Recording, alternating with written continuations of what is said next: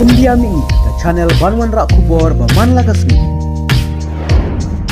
Ka Afghanistan kalakanta ya ka jingkot jong Presiden Donald Trump ya ki sipai jong ka Amerika bakin wan pai biang syakategori ban shimti biang ya ka temling soin ha bagram.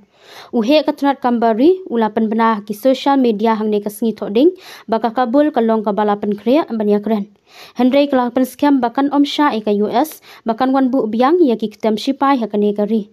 Utrom ula ong ha kasngi palai balala baka sarkar jong u kadang penbor ban yo biang ya ka tem ha ka bagram u presiden ke US u balapan paus lembha ya ka jingkermen ban yo biang ya ka te ke jaka katada ka bakdeu baka ne ke jaka kalong ka bakung san bha ka liang ka but rekam namar ka jingjan bar ka China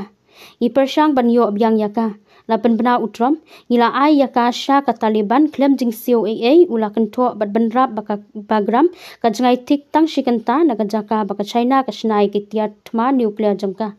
Henreina kaliang ki he ka Taliban kila kenta ye ka te ke jingmut ka Afghanistan bat ka Amerika ki don kam banya trailang ka wei hadin ka wei pan klem da don kam baka Amerika kan penne e kanu ka jing don kam jang sipai ha Afghanistan ong usahir jala uhe jong katnat kambari ha ki social media ka Kabul kalong ka balakre ban but ya ka jingya day ha ka san perthei bat ka yo ka kot bat ka Washington ka ba pensyong nongrim ha ka jing buram bat kliang bat ka jing mentoy baya samnang ula benram kabagram kabadon syapang syatei na kanong ba kabel kabadon ya ki patok bala set iki riurunar basyarkei kala longkum ka pedeng jong ki kam sipai ke US nadu kala kurup no ha ka jing ya le persya e ka Taliban kabala ne hadu arposnem daki hajar ngut ki breu kila syak set patok ha ka te ke jaka daki snam klem da syak pengat ni syak bishar ha ka United Nations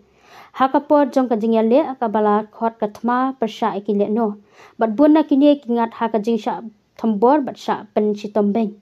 ka Taliban kala shimti biang ya ka te ke jaka ha usnam arja apuwe hadin ka jing mi no jong ka US bar ka jing klem jong ka sarkar Afghanistan